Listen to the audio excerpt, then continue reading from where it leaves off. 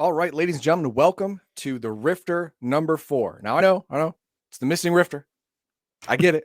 I accidentally skipped 4 to go to 5, but now I'm going back to 4, and then I'm going to go to 6, and I'm going to get people saying, "Oh my God, you've missed 5." No, I didn't. This is the makeup day. This is it right here, and we are going to go through the book in this video. We're going to look at all of the articles, and then I'm going to tell you which other 2 articles I'm going to go into a deeper dive. So let's do it right now. All right, and remember, go ahead and look in our description below. You can see the Wounded Warrior Project, the charity that we help represent, and you can go to Redbubble, buy all of our merch, and hit the subscribe and like button because that's awesome too. All right, so let's get on here to the Rifter. October 1998. Where were you in October 1998, sir? October 1998, I was living at my grandmother's house because I had just gotten out of the military 1 month earlier. September 1st is when September 1st, 98 is when I got Was out it of the military. 98?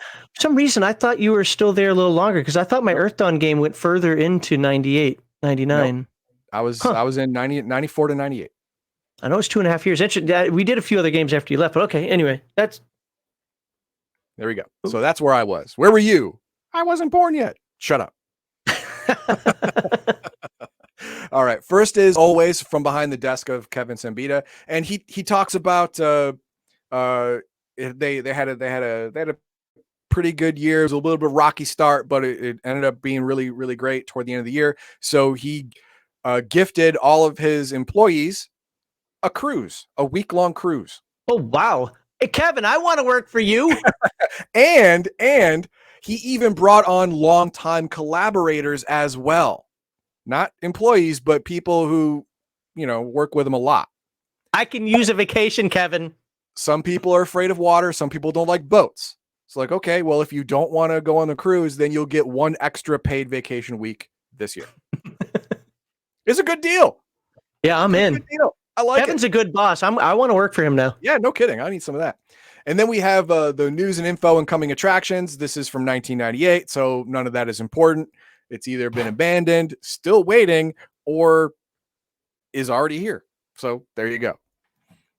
And then we get into page 12 of the Palladium Fantasy RPG hook, line, and sinkers for the Western Empire. This is the Western Empire for Palladium Fantasy, and it gives you a whole bunch of hook, line, and sinker adventures for either playing with or playing against the Western Empire. Now, the hook, line, and sinker thing is the I don't know, a shell of a story. You have the hook, the way you get your adventurers to give a crap, the line, what they have to do, what to move along this story, and the sinker, what happens at the end, what is the victory condition and how does it feel.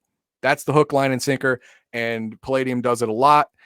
If you don't want to run modules, hook, line, and sinkers can give you an idea, and then you can flesh them all out.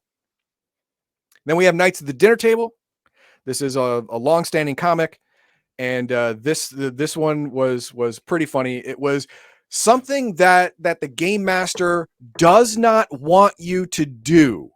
The game master will say things like, it is ominous, it is crackling with mystical energy, it is dark and foreboding, but there are some people who are like, I want to do it. I touch it. I want to do it. I won't go in.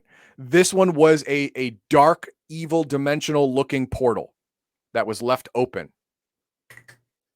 And like, I want to go in. And then the game master says, no, it is dark, evil, foreboding, ominous portal. I won't go in. Can I tell a really quick story of they all die. Nonsense players doing stuff like that? Good. So some of the folks on the stream might already know about this one, but Bruce Lombardo was running a game maybe a year or so ago, and they want the portals there. Half the party went through. The other half said, "That's dumb. We're not going through that." They get through the half that went through the portal, ran across a blue dragon. Blue dragon said, "Drop your crap, and I'll let you go." Guess we're fighting. Guess how many people were making new characters? Everyone went through the portal. Yeah. Dark, ominous portals. Don't go in them. Don't go in them. Good plan. Right. Yeah, then we have Palladium Fantasy RPG, Long Strange Trips. This is by Bill Coffin, author of the Western Empire Sourcebook, offers the game master tips and ideas for writing epic campaigns for Palladium Fantasy. Ooh. So, and the way he defines a campaign and the way I do is this is not just an adventure, a series of adventures with the same overarching theme, with a definable goal at the end. So if you want to kill the Witch King or Witch Queen, sorry, that would be the Kill the Witch Queen campaign. It ends when the Witch Queen is dead, or you failed and you're all dead. But he gives you ideas using Palladium Fantasy as the backdrop to create your own. Was that good? Wow, I can't talk. Was that good? Was it a good article, a useful article? It was decent. It was I didn't get into it because it wasn't fantastic. But if it was fantastic, I would definitely have a segment on it. Okay. But it was serviceable. I mean, the main thing it did well was to help you stay away from subconsciously or unconsciously using movies, TV, or books. And you don't realize, because usually don't they usually tell you to do the opposite? Yeah. But the thing is, he's run into this before. I've run into this before, that you don't see it until someone else points it out. So he gives you tips and tricks to see it before someone else has a chance to point it out and fix it. So that was good. Then we have Palladium Fantasy, Death is Not Always Final. This is the next segment because I thought this was pretty interesting. It's all about, yes, people die in Palladium Fantasy all the time. People die quick, people die slow, people die from disease, people die from violence, people die. But if you die a long, torturous death, there is a chance you can come back as a special kind of spirit. Oh, this isn't going to be like swamps, dinosaur swamps where you're fighting custard. No. You're not fighting little children or anything like that. No, nothing like that.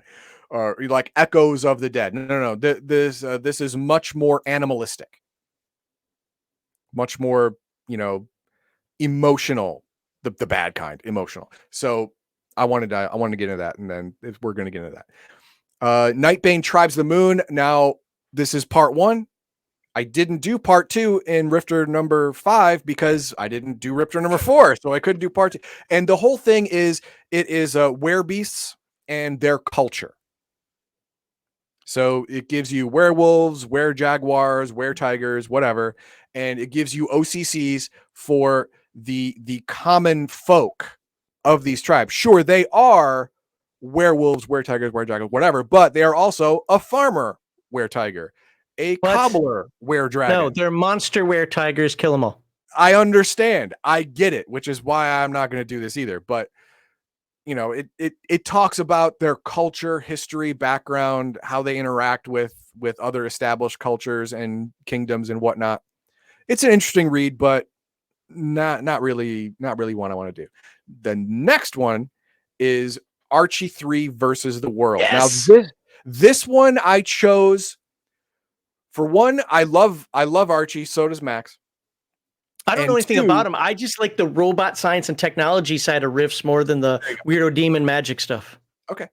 But also, this is after the mechanoids invaded Earth through a rift Archie had opened by, oops, my bad.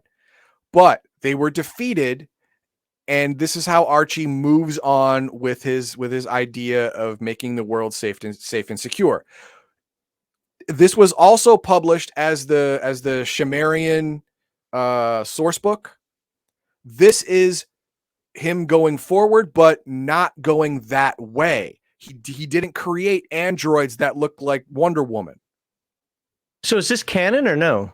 No. The Wonder Woman androids are canon, because that book was but I actually mean, this stuff in this Rifter, is it canon? This is not canon, but I Oh. wanted to do this because this is the Rifter. If you look at an old Rifter, this is not technically canon.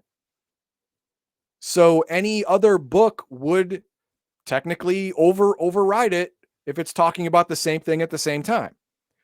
So this is the first time we ran into a Rifter where it's absolutely, yes, this is no longer canon, but if you want to use it, buy the Rifter, get this and use it. You don't like the idea of the Shamarians, a whole bunch of android Wonder Women running around as a fake culture that Archie created to hide himself. You don't like that? You want to go another way? This is another way. Is this better or worse? I'll leave it for you to decide when I get into it. So it's kind of like alternate history. You run your world the way you want, and this gets yes. Okay, it's an alternate timeline. It's cool. I like it, but that's the way people should use Rifter articles, as alternate timelines, because there's billions of different universes out there, and Archie did this in this one.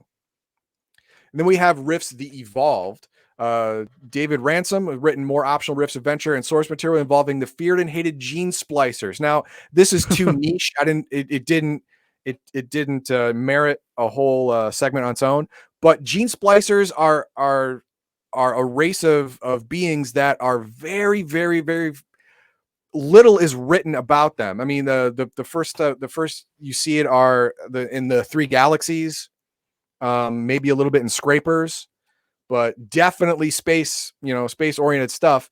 And there's like just a couple paragraphs per book maybe about them. This goes more in depth on the possibility of gene splicers, how to use them in your campaign, stuff like that. But they're so niche, I didn't get into it. And then there's the Siege Against Tolkien and Hammer the Forge. These are two ongoing novels that are being shown in the Rifter a few chapters at a time.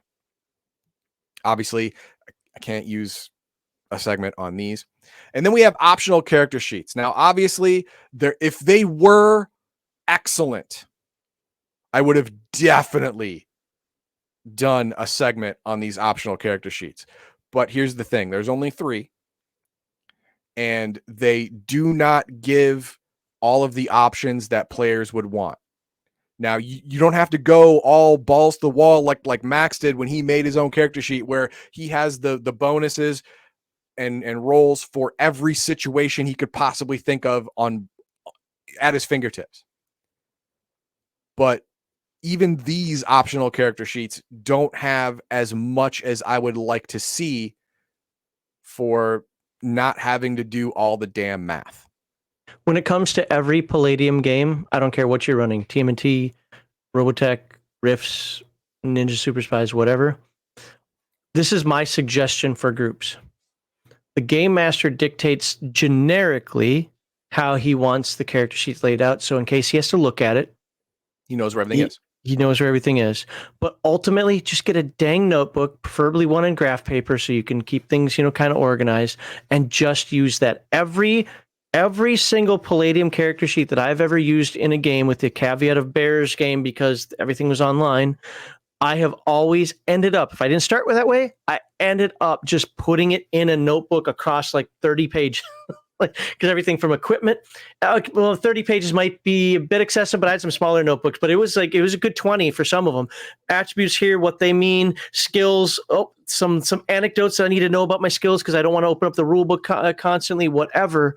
Weapons, gain this weapon, lost that weapon. This one takes energy charges and take bullets, all that stuff you've got to figure out. What does your hand-to-hand martial arts do? Well, it only affects this, not this other stuff. So you have to have your weapon proficiencies written down as well.